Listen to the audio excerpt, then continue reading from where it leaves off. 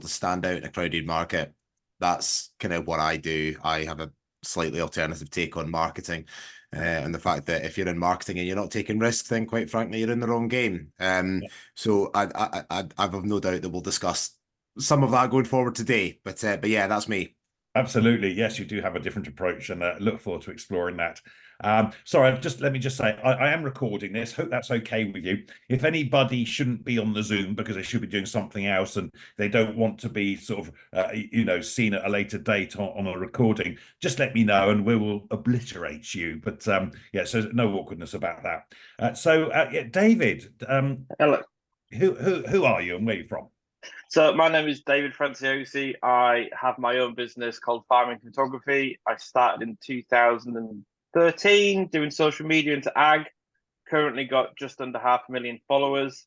But due to the decline in work, I've now took a full-time job with a company from Canada called Macdon, and I look after all of their European marketing for all of Europe. So it's kind of a fill-in job at the moment until the market kind of improves and I can go back doing what I was doing. But yeah, they gave me a lifeline when the marketing budgets declined at many of my clients. So okay.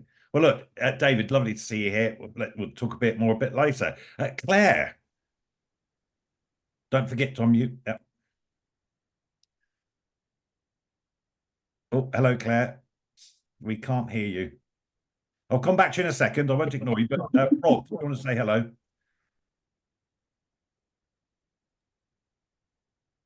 Oh. Sorry, Rob, are you able to say hello? Hello, I'm Rob. I work for AGCO. I'm the brand manager for Massey Ferguson Fence and Voltra. And I actually heard about this via Sandy. Sandy, I saw one of your videos that was shared to me.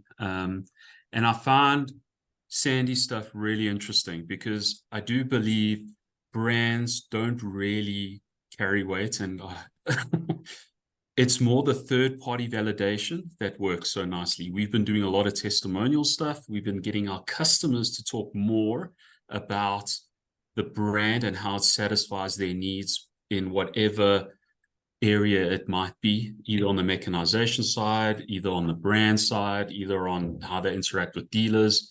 And what I find so interesting in the last 2 years is this personal branding of selling equipment personally to the end customer is the best way to do it. And I've been encouraging our dealers and our distributors to get more involved in that kind of stuff. And when I saw that video that Sandy did with John Deere, doing things differently, I was like, you hit it on the head. This is fucking what we need to be doing around the world. And Rob, that's why I'm here today. And unfortunately, I only got half an hour. Okay. But I'm very curious to see what's happening. Excellent. Well, there will be a recording, so you'll be able to catch up on the end of it. But thanks for joining us, Rob. Claire, are you able to talk to us now? I'm hoping so. Yeah. Yes. Hey. Hi there. I'm Claire Hall. I'm the marketing manager for Opico Limited and Stocksag Limited. So I joined the business about a year ago. We have an internal marketing team, sort of a couple of guys that work for me, one who is also in the call, Gwyn, for.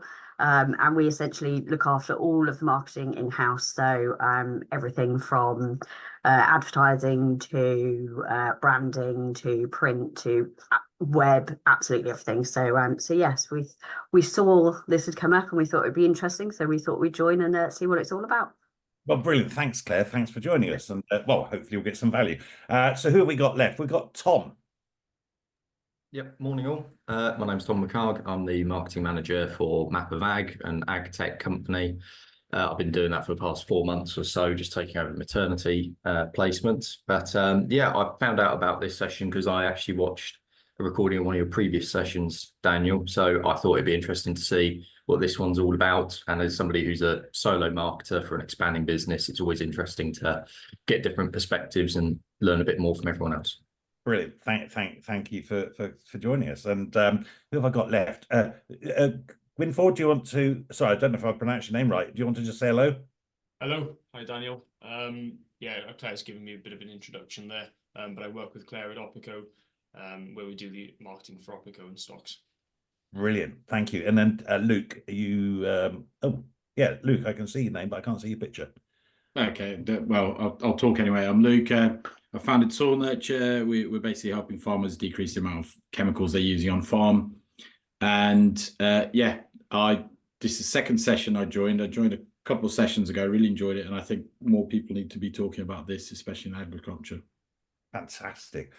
Hopefully I've not missed anybody out, but if I have, wave profusely and I will come back to you. So, well, I mean, we're here today to solve a problem, I guess. That might be a specific challenge that you're facing or to enhance your learning and understanding. And today I'm going to show you some of what I do to help grow agri-tech businesses by blending marketing and sales activities to find and secure farming customers for them. And if that's something you'd like help with, I'll explain a bit later how that can happen. There's so many facets to finding and securing customers. Today, we're going to focus on the power of storytelling to engage farmers with compelling agri-tech narratives. At the last AgriTech Marketing Mastermind, we looked at building trust, not hype, relationship-driven sales strategies for agri-tech. So this morning, facts tell, stories sell. Who's heard the phrase, I want to tell you a story? If you remember, that was aligned with Max Bridegraves, but you might not know, he'd never said it. It was Mike Yarwood, who the impressionist, taking the piss out of Max Bridegraves.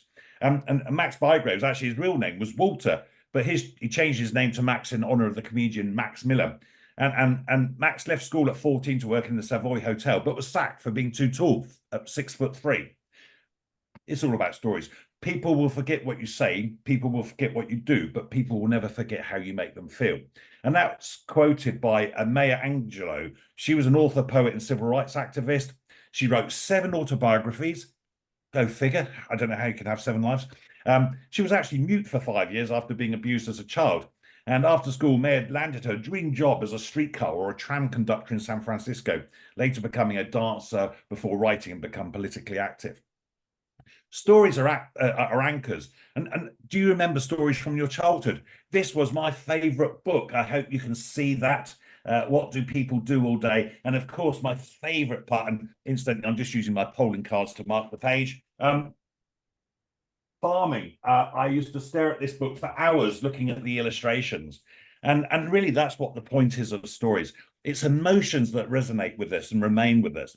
And in business, unless you're happy to compete on price alone, you need to emotionally engage with your farmers. Most buying decisions are made emotionally, although then often we attempt to justify those decisions logically. So to set the scene, and apologise if you apologise if you've heard my soapbox bit before, but I believe it's worth repeating. Agriculture is arguably the most important industry in the world. And yet, without getting too political, it seems many of the wealthier governments around the world are deprioritising the sector. According to the UN, each day 25,000 people around the world, including 10,000 children, die from hunger and related causes. We reckon that some 854 million people worldwide are estimated to be undernourished, and increasing food prices may drive another 100 million into poverty and hunger. So farmers everywhere have a really important role to play, even if in the shorter term they're forced through financial pressures to accept non-food producing schemes. And it's clear we need to drive improvements and efficiencies in farming. That's including looking after our environment. And agri-tech has a massive part to play in this. It's unlikely that any single agri-tech solution is going to revolutionize food production. More likely, it will move the needle 1 degree. But multiple innovations, each shifting the needle by 1 degree, has a powerful compound effect. Innovation is mostly about marginal gains. But of course, the challenge here is farmers don't know what they don't know, if that makes sense. So how can we firstly make them aware of innovations and then help them to understand how they beneficially impact upon them? And the most powerful way to get your agri-tech message across to farmers is to share your story. So the concept of AgriTech Marketing Mastermind is to share ideas, get creative, explore what's worked and not worked for ourselves. Definitely in the interactive session, assuming no one is still in their pajamas. It's great if everyone's got the cameras on. It's all about being informal. There's going to be no PowerPoint. I have got one little thing to show you, though. We have a wide range of marketing and agricultural experience and knowledge in the room, but we're all students, and we're also all teachers. You could argue the true test of learning something is being able to teach it to others. So I hope we can all help each other. It's possible you might perceive you have a competitor in the room. Sandy and me are probably perceived competitors, but I believe in collaboration rather than competition. And so each session, I'll introduce a topic and we'll have a short talk about it. Today, we're going to have a chat with Sandy. Then we're going to open the floor to everyone to share any thoughts or perhaps a challenge that they might be facing, and we can get feedback from each other. The reality is we're likely to learn as much hearing others' challenges as you are sharing your own. And of course, any feedback about how I can improve the mastermind, let me know, because after all, feedback is the breakfast of champions. And I make no apologies for my cliches either. I do believe in keeping to time, so we will finish at 10:45, although I will hang around for a short while afterwards for anyone who wants to just ask any questions. You might be wondering what gives me the right to talk about sales and marketing, growing businesses in the agri sector. All I ever wanted to be was a farmer. Ended up doing ag college, drove big green tractors with yellow wheels. Sorry, Rob. And as a youngster, living my dream, but persuaded by my fiance that farming wasn't going to provide the lifestyle expected of me. She was a graphic designer, and back in 1990, and I know I don't look old enough, we set up a design and marketing agency, which we did for a long time, till 2016, until she decided not to be married to me any longer. So I realized it was time to go and live my dream again. I went to work on a farm on the Isle of Man. I then went to New Zealand as a spraying contractor, returned to the UK, actually worked on a farm for about 18 months, and then remembered how cold and bloody wet it is in the UK, and I didn't want to end up the old boy on the farm. So actually I realised I could blend my business experience with my love and passion for farming, and so that's why I got into business development for farm businesses. So today's topic, power of storytelling, engaging farmers with compelling agri-tech narratives. Fortunately, we have one of the best storytellers in agriculture marketing with us today, Sandy Kirkpatrick from Farmstock. And in your own words, you do agricultural marketing for brands that want to stand the FUCK out. I think Yes. I first connected early in 2020, and I like to think our sense of humour aligned. And as well as hosting the Farmers Weekly podcast, you've been kept busy this year with Cereals event, for which you've almost become the face of the event. Certainly on their social media channels. I have actually, let me see if I can really cleverly share a little clip from your content. Just give me a sec. Hopefully the technology works. It's never a pleasurable experience just watching yourself play back on the screen, Daniel. But if you can get it, that's fine. Right. Can you see Sandy on screen?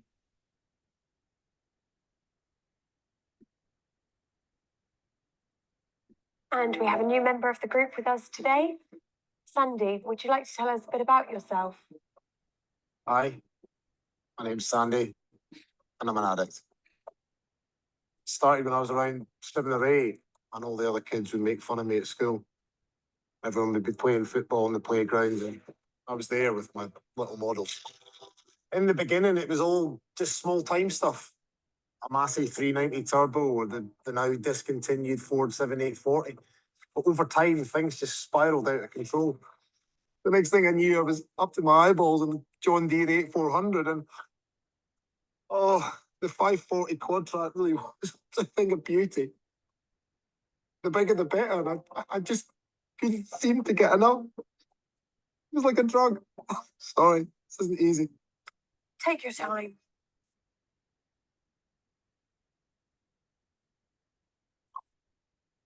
I hate to admit it, but I missed my daughter's Easter bonnet parade just to catch a glimpse of a 1050 Vario pulling a horse 12-metre cultivator. I was in a very, very dark place. And that's when I looked in the mirror and I didn't see myself anymore.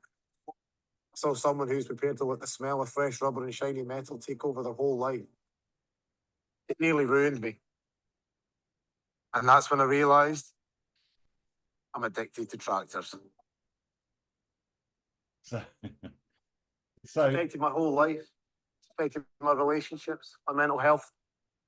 So Sandy, brilliant piece of work. I don't know how many of you have seen what Sandy's been up to with Cereals, but he really has brought some content to another level. So Sandy, hello, and what I'm going to do is I'm going to ask Sandy some questions. If any of you want to ask Sandy a question, wave at me vigorously, or click the button on the Zoom to put your hand up, and I'll bring you in as soon as possible. Or at the end, we'll have a bit of a general discussion, so there's an opportunity there. So Sandy, welcome to the AgriTech Marketing Mastermind. God, tell us a bit about Morning. your background and your journey to becoming a great storyteller in agriculture. I don't know if I necessarily am, Daniel, but yeah, so I grew up on the family farm in southwest Scotland, as you can probably tell by the accent. And I say spent 25 years on the farm. It was a beef, sheep and dairy farm. We then, about 10, 12 years ago, my dad sold the dairy, predominantly because the price of milk was absolutely terrible and hasn't really recovered ever since. And then so we moved into sort of more environmental stuff. The nature of the farm is it's a very upland farm. There's a lot of wilderness, or as I like to call it, it's Mamba country, which is miles and miles of bugger all. And then I met my wife at university, and she's from down south, and as I tend to find, the women win in these situations, which is why I moved down south. I now live in Windsor in Berkshire, and rather than being up on the farm in Scotland. But when we moved down south, I sort of left the industry, as it were, and cut my teeth on sales and marketing in the drinks industry. I worked for a couple of different brands, small brands. It was the sort of start, the kind of craft beer kind of movement type thing, and then left that and came back into farming. Predominantly, a very long story short, my dad's health isn't particularly great, so the whole succession conversations come on very quickly, and we realized as a family we needed to work out what the hell was going to happen with the farm, with me being down here and my sister having married another farmer, and so not living on the farm. So part of getting back into the industry was, for me, with all the changes in agriculture at the minute, I realized that if I'm going to take over the farm or be more involved in the farm, then I actually need to know what the hell I'm talking about. So that was one part of doing farm stock. And then the other part of it was to sort of, what Daniel was saying, combine my sort of love and hatred to some degree of marketing, and try and apply that to farming and agriculture, which I think has an enormous amount of potential. But I just don't believe at the minute that potential is being realized. We do have some fantastic champions like Dave Franciosi, who's on the call with us this morning. If you go and check out Dave's work, both on a personal level and for what he's doing for Matt Dawn, I think is great. So it's not all bad, but there is certainly a huge amount of room for improvement. The other thing I'd like to say at this point is I'd probably like to thank Dan himself, although he says we're competitors. I really don't think we are. Dan, I 100% hold responsible for landing me the job to do the marketing for cereals this year. It was a hugely fortuitous meet at the Farm Business Innovation Show back in November last year, and I was heading for the exit, going to the car to come and collect the kids from school, and I bumped into Dan, who was talking to Ali McIntyre, who's the event director for cereals. She was talking about our marketing, wanted to do something different, didn't know what. And it was one of those moments in where all the stars seemed to align. And Dan said, "Oh, well, have a conversation with Sandy." And that's where we went. So I've got a lot to owe Daniel for. Thanks, Sandy. And we're not competitors, and hopefully we can work together a lot more into the future. So yeah, Sandy, does storytelling have a role in modern agriculture marketing? Yeah, of course it does. I mean, fundamentally for me, if you're in the brand building business, you're in the storytelling business. That is just it. And I think a lot of people, farmers are just people, and until the robots take over, we will buy with emotion and justify with logic. That is just fundamentally it. And so I don't care, it doesn't matter what industry you're in. If you're dealing with humans, you're dealing with creatures of emotion, and they will buy with emotion and justify with logic. And you see it all the time. You see it not just in agriculture, but I mean, you walk around any agricultural show, and the amount of I'm trying to think, men in Shuffles Gilets or women wearing Fairfax in favour of Regina boots, and you think, I looked up the price of them, they're 450 quid. I mean, it's outrageous for a pair of boots.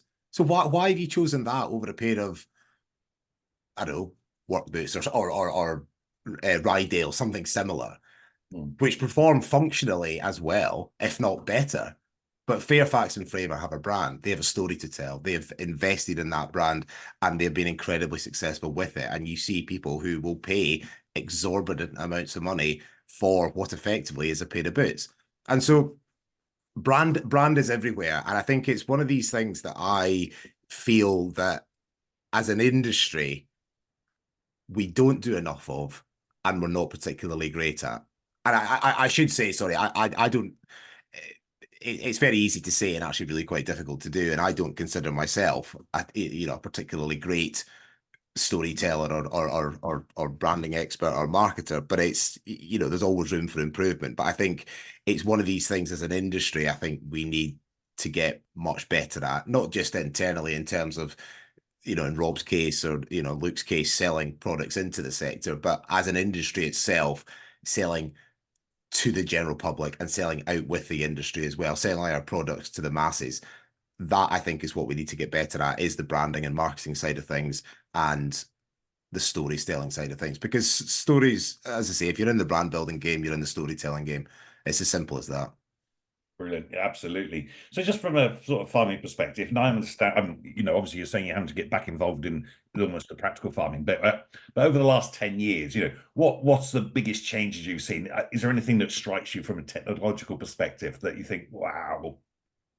There's an absolute ton of stuff. I mean, again, at cereals, I think the Case IH had a sprayer on their stand, along with a whole lot of other kit, and they had a big test demo plot. And what they did was I think Dave might be able to correct me actually in case I get this wrong, but they effectively mapped out the Case IH logo on a computer screen within that area.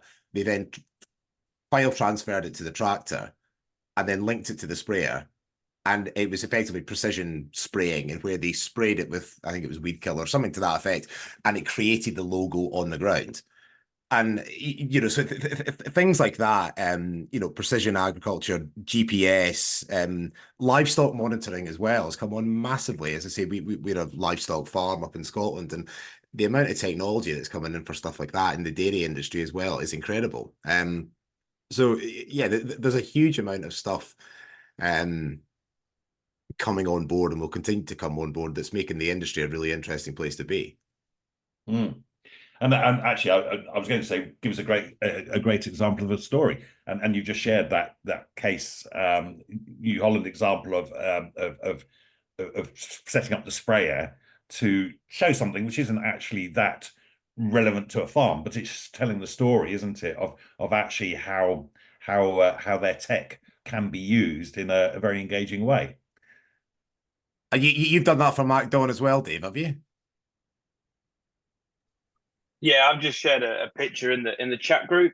So we've actually put a 150-meter MacDon logo in a cornfield in Germany as part of our corn header launch in November, just to create some different context. The problem is that I've been in this industry since 2015, and I was a big advocate of farmer stories in the very early days. Testimonials and getting farmers to do the talking, and every brand was very uncomfortable about trusting farmers to say the right things. But I've done 600 testimonials in my time, and not one farmer will stand there and say he's bought the wrong product. He will convince himself that he's bought the right product, and it's marketing gold. Like everything that we try and say, we don't say anymore. We have farmers saying it. So I'm filming this year for testimonials, and we actually have 4 cameras in the cab at each time. We have 2 in vertical format and 2 in landscape format. We're using as many farmers to say everything we want to say without us saying it, because farmers believe farmers. They always will, and they always have. And I've always said this: a happy customer is worth his weight in gold. Utilize them, maximize them, abuse them as much as you want, but what that farmer can say will carry more weight than what any brand can say. And the funny thing is about the John Deere thing with Sandy is I actually had a meeting in 2017 with John Deere at Langer, and we had a big meeting there about them feeling they were becoming untrendy, that their target audiences were the older generation, and Fent and Agco were attracting the younger generation, and they were desperate back then to become more trendy and more connected. It's just quite funny. It took them 7 years to do the Chief Tractor Officer, which actually bombed in such a way that we were going to do something at Macdon, and it's now been stopped just because of people's reactions of not being picked. I think that's, yeah, I'm actually amazed that that campaign came out of John Deere on the basis that John Deere are the market leaders. They sell the most tractors in the US and the UK. They don't want anything to change because the only place for them to go is down. So Yeah. they're quite happy with the status quo. And I'm amazed that that campaign or that initiative came out of John Deere, of all people, being the market leader. I would have thought it would have come out one of the, I say smaller players, but one of the guys who are looking for the top spot. But the other thing, you're right, it does create that sense of nervousness and sense of fear. You look at a brand like John Deere and they've done it and it flopped, and everyone thinks, shit, well, okay, let's, you know, let's rein in any sort of weird and wonderful things that we're doing, and let's just stick to what we've done, stick to what we know. And that's the exact opposite of what you should be doing. I'm fundamentally of the belief that if you're in marketing and you're not taking risks, you're in the wrong game. Now, I don't want people or brands or companies to take risks. I want them to succeed. And I fundamentally believe that you need to take risks in order to succeed. And again, I'll share a little story within the confines of this group. When I was doing the work for cereals, as I say, that we did a whole series of videos. I kind of started at the back end of January, February, but February, March, and I think I said this to you, Dave, February, March was actually really bleak because I had a few ideas that I said to Ali, and Ali was like, yeah, crack on, go and do them. And I said, you know, can we get the exhibitors involved in this? Can we get in a lot of these guys that you're working with and promote cereals, promote the exhibitors, and it's a win-win? And Ali was like, yeah, it'll be fine. Everyone will love it. It'll be great. And so I started phoning up a lot of these big companies, and it was pretty bleak. And everyone was like, no, I don't want to do it. Don't want to do it. It's not for us. You know, we tend to be more conservative in our marketing, blah, blah, blah. And John Deere were one of them. So I spoke to Chris, who's the marketing manager for John Deere, and he was lovely, to be fair. He was really, really nice. And I wanted one of their 9RXs for the buying a tractor with your dad video. And he's like, tractors aren't an issue. He said, I've got 3 parts around the back. He said, there's absolutely no way that you're doing that idea with a John Deere. And as I say, he was lovely about it. And he said, that's he said that John Deere tend to be much more conservative in their marketing. And I thought, that's absolutely fine. Granted, this isn't for everybody. But for me, that demonstrates that there is an ocean of opportunity out there for anybody else who is prepared to put their head above the parapet and take a small risk, have a go, and try something different. So sorry to butt in. Sorry, go on. Sorry to butt in. It's like, for me, I have our global manager, marketing manager, nervous every time we have a Teams meeting of what's going to come out of my mouth. You know, and at the end of the day, he's now got into trouble for being too cautious because other people on the meeting have gone, you know, we're not market leaders anymore. Stop thinking we are.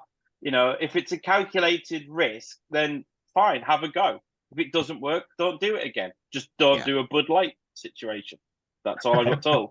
Sandy, am I allowed to share, or can you share the actual words that Ali McIntyre used when you said, like, you know, when you came up with your ideas, you said, yeah, go for it. Just don't get me sued, wasn't it?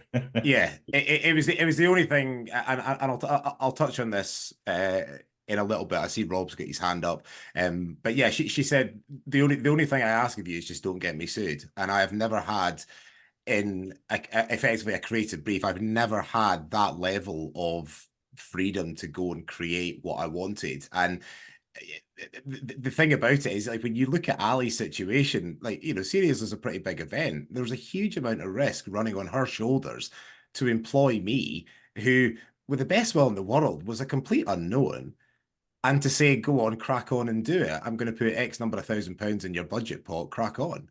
I mean, that's an enormous amount of risk. You know, but you know, I'd like to think that you know it paid off. But to just as I said, I'll get Rob to put his question forward. But in credit to Agco, when February, March, when I was pitching all these ideas into all the manufacturers and the exhibitors at Cereals, the very first person that said yes to me and said, yes, I want to go and do it was Ed Dennett from Fent.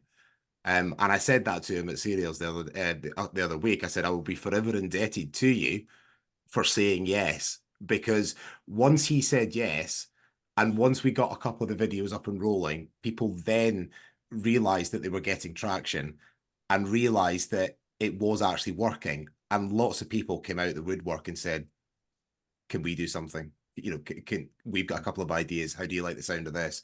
And that's where the subsequent videos kind of came from. So yeah. I as I say, I will be forever indebted to Ed for putting his head above the parapet. So, Rob, I'm conscious that you said you had to get off. Yeah. So, what was your question?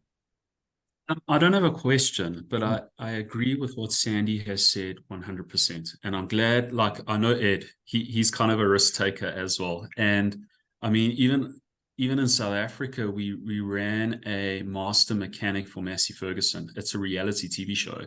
We took a hell of a risk running it. And I did put it into the chat, because we sprayed the new Massey badge into a field. And our competitors were pissed off that we were there first, because we were shining a light on the technician rather than the equipment.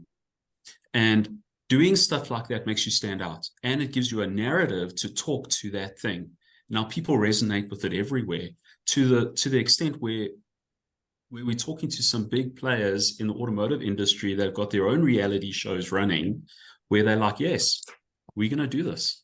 And we have to capture those hearts of the storytellers. And I wish I could name the guy, a very big farmer in England who decided to go from automotive into farming. But it is so interesting how it's developed. And I love the angle that Sandia says, listen, take a risk. You have to be different. And I wish every brand would do that, because every brand has got just such good qualities that they can speak to. I mean, Massey's got a hell of a heritage that you can speak to forever. And you can take advantage of that, but you also need to look into the future. And who are the audience that we're talking to? I mean, Sandy again said that we have to start looking at the younger people and how they're engaging with content. They're not engaging with content like they did in the past, like my father used to do. They're picking up a newspaper. We're picking up our phones. And how are we engaging there? But I have to drop off. I'm sorry, but I'm really looking forward to hearing what you guys say. So yeah, good luck. Thank you. Well, thanks very much for joining. Cheers, Rob. Yeah. See you on the next one. Yeah. So, Sandy, what I'm hearing is if you don't risk anything, you risk everything. You know, and it is, yeah. And I think it's not. I rant on about this time and time again. I put a video out the other week on social media, and people say, well, you know, where does good marketing come from? And it's not your data, it's not your strategy, it's not your market research, it's not any of that stuff. Great marketing comes from a great culture. And for your culture to be, I know culture is one of these really wanky words that consultants use to mean everything and nothing all at the one time, but just bear with me a bit. For your culture to be great, you need 4 freedoms. You need a freedom from fear, a freedom to succeed, a freedom to fail, and a freedom from chaos. Now, what does that actually look like? Well, in reality, anyone in your organization, I don't care if you're the chief exec or you're the guy that makes the tea for the guy that makes the coffee, anybody in your organization, but particularly the people who you are paying to be creative, should be able to have an idea in the shower, on the way to work in the morning, get into work, implement that idea without asking anybody, get it out there by lunchtime, and understand whether or not by 5 o'clock when they go home, whether that idea has worked. And if we look at those 4 freedoms, a freedom to succeed, you need to give people the freedom to go and do their best work, to let them go and create stuff, particularly a marketing team. A freedom from failure, to know that if it doesn't work, as Dave said, you just pick yourself up the next day and you crack on with the next one. A freedom from fear, and this is a massive one, because I appreciate people have jobs and mortgages and kids and responsibilities as adults, but as someone who's leading a business, or as a leader or managing a business, you need to give people the freedom, a freedom from fear, to know that if an idea doesn't work, or if it fails, that they're not going to get their knuckles rapped, that they're not going to get dragged into a meeting and given a disciplinary, or worst of all, sacked because something went wrong or because they've misspent a bit of money. And a lot of people live in fear that they can't stick their head above the parapet in their work. And then the last one, of freedom from chaos. Like, chaos in marketing is what so many companies use their marketing teams as sales support functions, in that it's sort me out this presentation for a client pitch, make it look pretty, update the website, do our SEO, sort out the hashtags, do a posting schedule, attend this meeting, answer the email, organize this event. And there is just a huge amount of stuff that marketing teams are dealing with, which takes them away from the ability to actually think. And again, I know Dave's got his hand up, I'll come to him in a minute. I use the example of cereals. My only job at cereal, I'm sorry, I'll use the example for cereals to talk about that freedom from chaos. My only job at cereals, I was hired to come up with ideas, to execute those ideas, get them into the format that we wanted, and then I sent them off to the marketing team, and it was Haley in the cereals marketing team who did the scheduling, did the posting. She was answering the emails and inquiries that were coming in from 450 exhibitors for the event, and all the drama that comes with that. I didn't have to look at near any of that.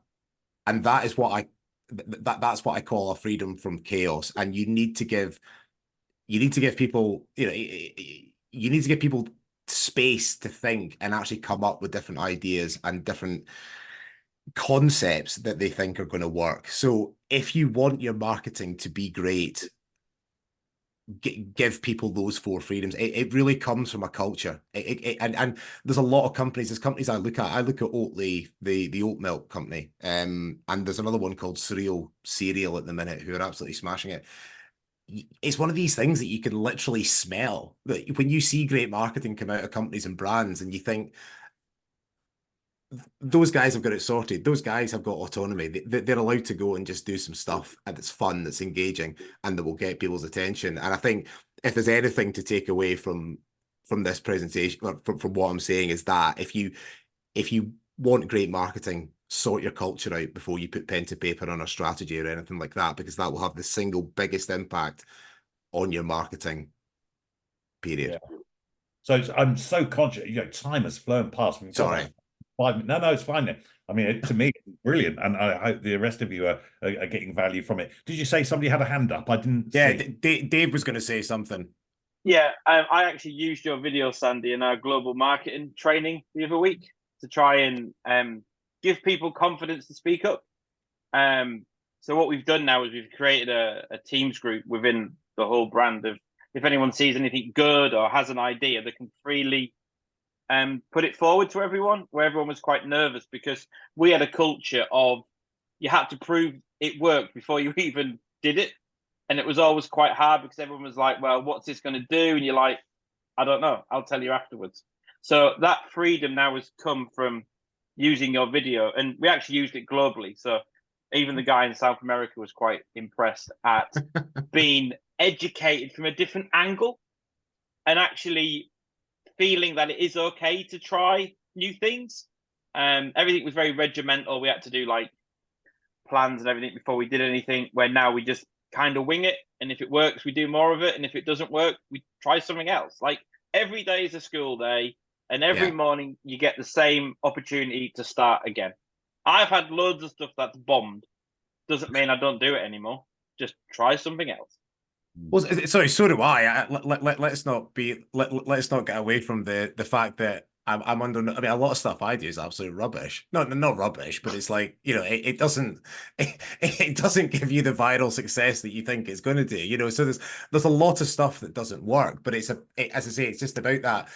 Just just try new things. And there's an interesting point that Dave touched on there that I'll mention as well, and that is a big problem in a lot of companies.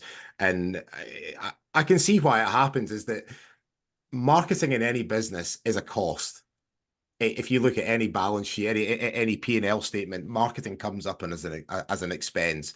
And so many people, particularly business leaders, want to know what the ROI is from any cost that you're spending in your business. So you spend X, you get Y. You know, you put 100 quid on Google Ads, what do you get out of it? The trouble with the way that social media and digital marketing is moving at the minute is that ads do not work. People do not go online to be sold to. People go online to be entertained, to be educated, to be inspired, to get away from their daily life. They don't want ads.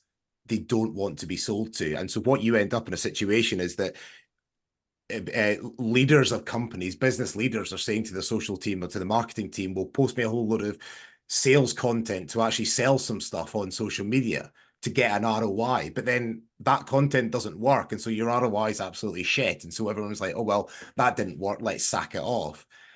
But the way that social media is moving is it's not about selling, and you shouldn't be selling on social media. It's about getting people to discover. It's about brand awareness. It's about engaging and building relationships with your customers. And that will not generate you a traditional ROI. And business leaders, I feel, need re-educated in terms of what they're actually getting out of social media, because you can't generate a traditional ROI out of social media. But the opportunity of not doing social media because you can't get an ROI is going to be massive in the next 5 to 10 years. I'm now measured on visibility, not on sales. So we've changed it, where before it was like, how many products can you sell us? Nothing. How visible can I make it? I can do that. So our social media for MacDon currently sits across 3 platforms. On a month, we're looking at 3 million. We get visibility, and that's what I get measured on now. And long as they keep pointing upwards, it's fine. But very early on when I joined, it was like, how many are you going to sell? Nothing. I'll make people aware of your brand. That's what I can do. But to actually promise to sell units, it's impossible. And because they've changed that attitude, my expenditure on social media is growing each month, because that chart keeps going up. And, you know, I'll be openly honest, we've just cut our lammer stand by 120 square meters.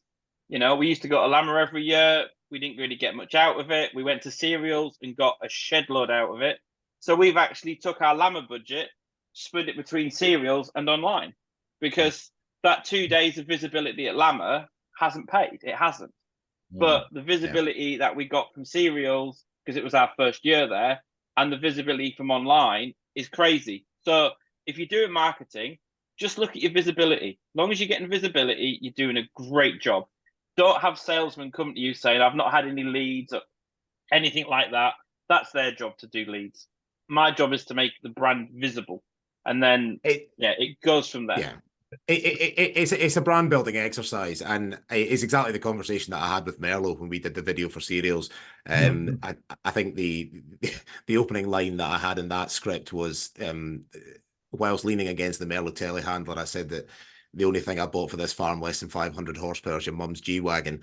And the marketing manager at Merlo, she was like, there's no way you're saying that. And she was like, well, we need to include this, this, and this because we want to sell this, this, and this. And I was explaining to her that this isn't about selling a telehandler. It's about getting brand awareness.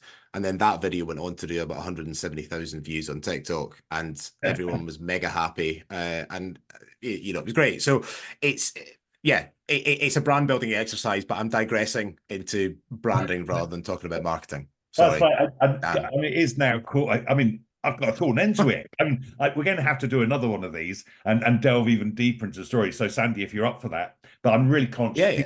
Have diaries, and I say I'll finish punctually. This is the latest I've been so far, but that is absolutely. And thank you so much, David, for your participation, and you and others. Hopefully you've got some value from it. And if you want to talk about any of this stuff, and whether it's with me or anybody else in the room, if you send me a message, I'll ask them if they want to be connected up with you. I won't just hand out email addresses and phone numbers without permission. But please, you know, obviously I'd love to talk to you, but if you want to speak to Sandy or anybody, let me know and we'll connect you up. Also, if you want to have a chat with me, I've put a calendar link in the chat, so you can actually find a place in my calendar diary to have a conversation and explore what your situation is. The next AgriTech Marketing Mastermind is on the 18th of July, 10 a.m. The title is Myth versus Reality. Or maybe we should, I don't know, Sandy, maybe we should have a conversation. Could we do storytelling part 2? We'll have a chat after that afterwards, but maybe we bring that in a few weeks' time. So at the moment, we've got Myth versus Reality, unveiling the power of digital marketing for agri-tech sales. There you go, controversial considering what we've just been saying. So remember to book a one-to-one call with me if you want a deeper conversation. Ultimately, we're suppliers to the most important industry in the world, farming. We have a responsibility to understand our farmers and provide them with workable solutions to help them produce food and run profitable businesses. And to do that, you need to share your stories. So thank you for joining in the AgriTech Mastermind Zoom. I'll hang around for a short while if anyone wants to ask any further questions. So if you need to go, don't feel embarrassed. Sling your hook. Remember, hope is not a strategy. So goodbye to those of you who've got to go.